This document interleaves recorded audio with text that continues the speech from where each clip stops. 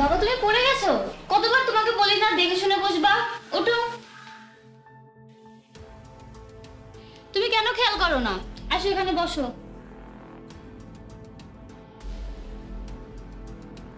বাবা নিজের খেয়াল করে চলবে, তুমি তো চোখে একটু কম দেখো। তুমি বুড়ো হয়ে গেছো, চোখে কম দেখো, তাই কোথাও আটকে গিয়ে পড়ে গেছো। বাবা নিজের খেয়াল করো, বাসায় কেউ নেই, আমি তো আছি, তোমাকে কোনো কাজ করতে হবে না। অপর্ণা শোনো, আমার নাস্তা রেডি করে দাও, আমাকে তাড়াতাড়ি যেতে হবে। এই সকালে নাস্তার জন্য প্রতিদিন আমার দেরি হয়ে যায়। আরে আমি পুরো বাড়ির কাজ করি, তাই একটু দেরি হয়ে যায়।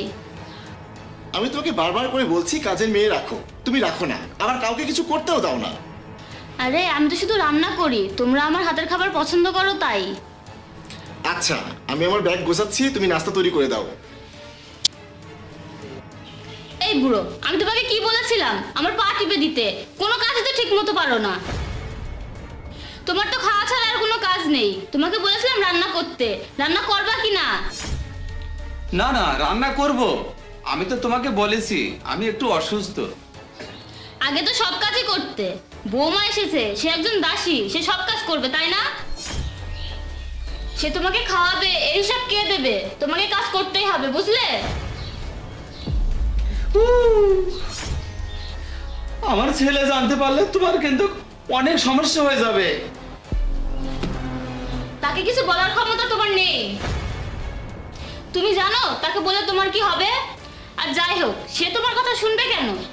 তুমি জানো সে আমাকে কতটা ভালোবাসে? আর তুমি যদি বলো যে আমি তোমাকে নির্যাতন করি, সেটা সে কিছুতেই বিশ্বাস করবে না। কারণ আমি তার সামনে এত ভালো ইমেজ তৈরি করেছি, সে স্বপ্নেও ভাবতে পারবে না যে আমি এরকম করতে পারি। আর তুমি কিছু বললে আমি তোমাকে বাড়ি থেকে বের করে দেবো। এখন যাও, রান্না করো। ঠিক আছে।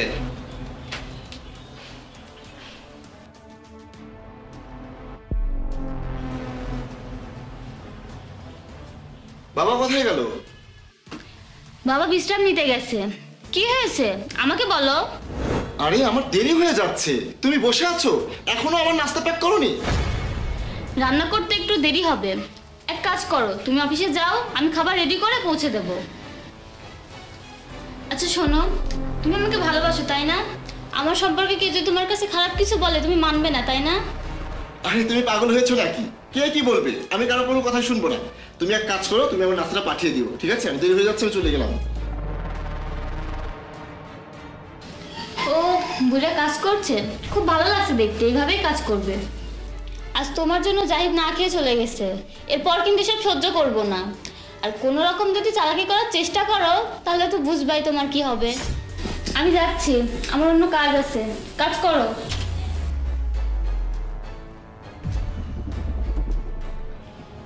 আরে স্যার, আপনি কাজ করছেন? ভাবি কোথায়? ভাবির কি হয়েছে? তুহিন, বৌমা কাজ করতে করতে ক্লান্ত হয়ে গেছে, আর ঘরের কাজ আমি করছি, লজ্জা কিসের? স্যার, আমি যখন এখানে আসি আপনি কাজ করবেন কেন? আপনি ঘরে গিয়ে বিশ্রাম নেন, আমি আপনার কাজটা করে দিচ্ছি। আমি চলে গেছি আর তুমি তুহিনকে দিয়ে কাজ করাতে শুরু করেছো? এত চালাকি চলছে এখানে? আমি তোমাকে বলেছি কেউ যেন কিছু না জানে, আর তুমি ওকে সবকিছু বলে দিয়েছো। আর তুহিন শোনো, এইবারের সিদ্ধান্ত সব আমিই নিই, আর তুমি আমাকে জিজ্ঞাসা না করে তাকে সাহায্য করছো। যাও এখান থেকে। না মানে ভাবি, আমি বলছিলাম। চুপ করো, আমার সংসারের ব্যাপারে তোমাকে কথা বলতে হবে না, তুমি যাও এখান থেকে।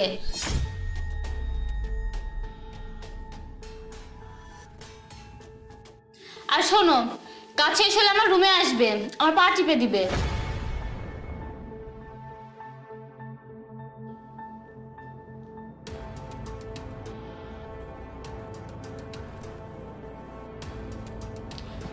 কি আরামের জীবন। আর শোনো, তুমি নিজেকে অন্য কিছু ভাববে না, তুমি এবারে কাজের মানুষ, এভাবে আমাকে সেবা করবে। আর জাহিদকে কিছু বলার চেষ্টা করলে তোমাকে বাসা থেকে বের করে দিব। না না, তুমি যা বলবে আমি তাই করব।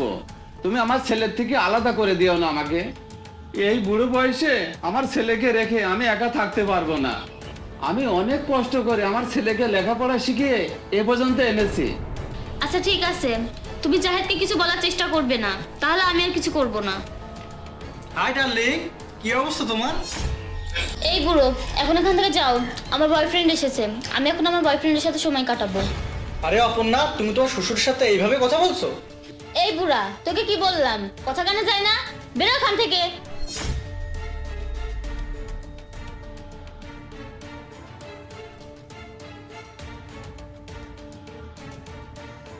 তোমার সাথে আমার একটা জরুরি কথা আছে।